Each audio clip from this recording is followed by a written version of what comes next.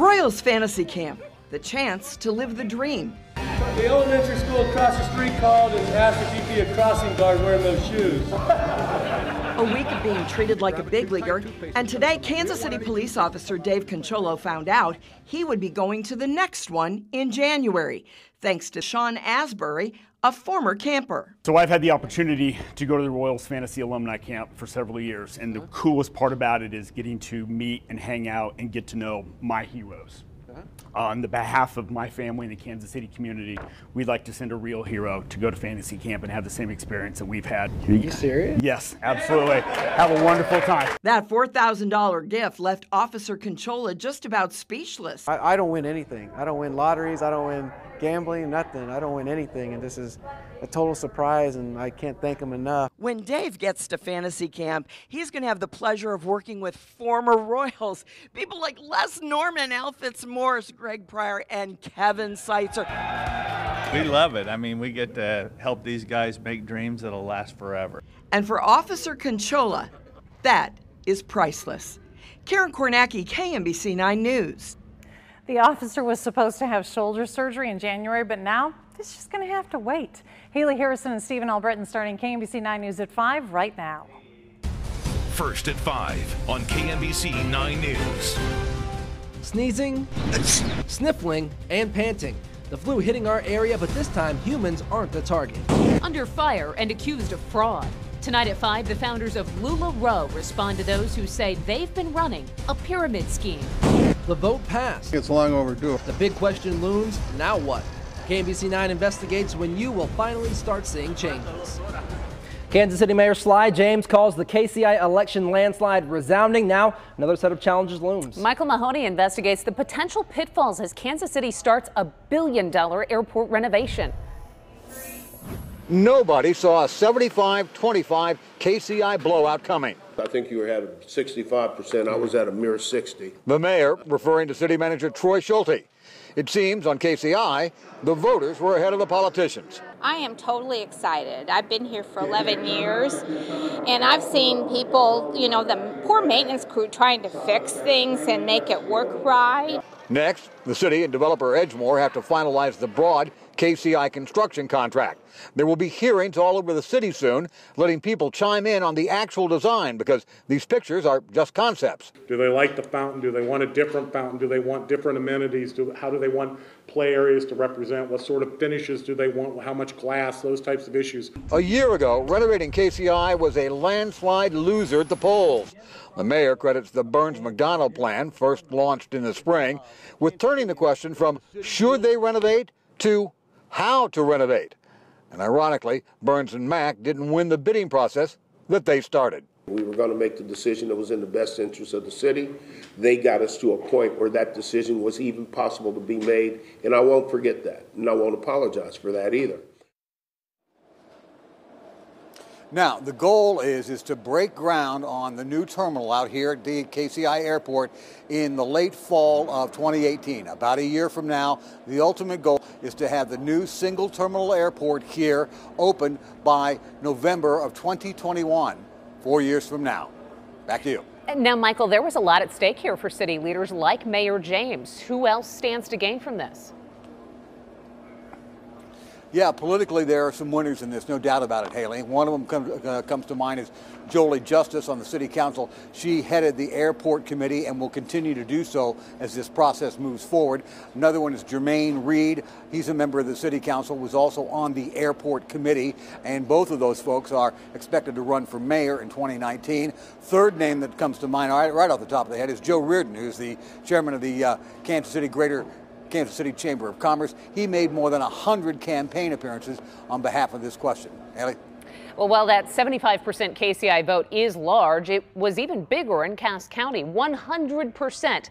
But before you get impressed, only one voter cast that ballot. For businesses surrounding the airport, a new KCI means one thing: customers. Matt Fleener shows us how business is already taking off just minutes away. More big changes coming from last night's election. A new mayor in Kansas City, Kansas. Kelly Eckerman just talked to Mayor-elect David Alvey, who will replace incumbent Mark Holland. Life is changing fast for Alvey. He says he felt voters were anxious for change, and he says he won't let them down. David Alvey grew up in Kansas City, Kansas, and I met up with him outside his childhood home. Alvey says he knows the problems facing residents and focused his campaign on fixing them, like road improvements and lowering taxes. He says he supports continued economic development in Wyandotte County, but says promises so far have fallen short. The promise of consolidation and the promise of the development out west was that it would generate tax revenues that would relieve the burden and improve services. I don't feel like we've fulfilled that promise as much as we can. So what about Alvey making headlines when he joined a protest with KCK firefighters over possible cuts? Were promises made? At 6 o'clock, what he has to say about that and its role in his victory. Haley? In Douglas County, women now hold what may be a historic majority on the Lawrence City Commission. The group is made up of Mayor Leslie Soden and 2 women who won their races Tuesday, incumbent Lisa Larson and newcomer Jennifer Ananda.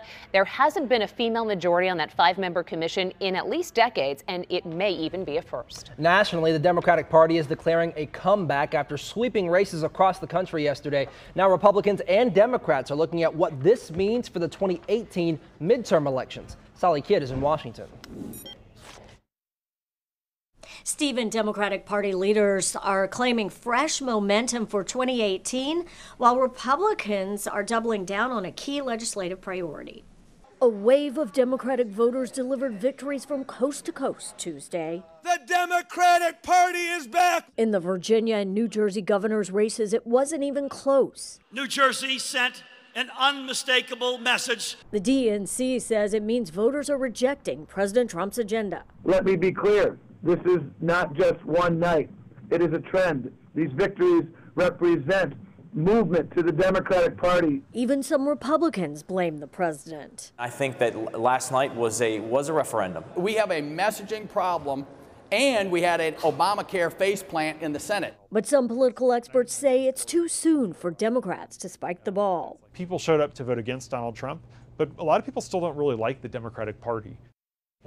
Democrats would need to pick up 24 Republican seats to win back the House. Tuesday, a night of many firsts here in the metro and nationwide. Several minority and LGBT candidates won their local elections. Virginia handed victory to its first openly transgender candidate, Danica Roem. She'll serve in the state legislature.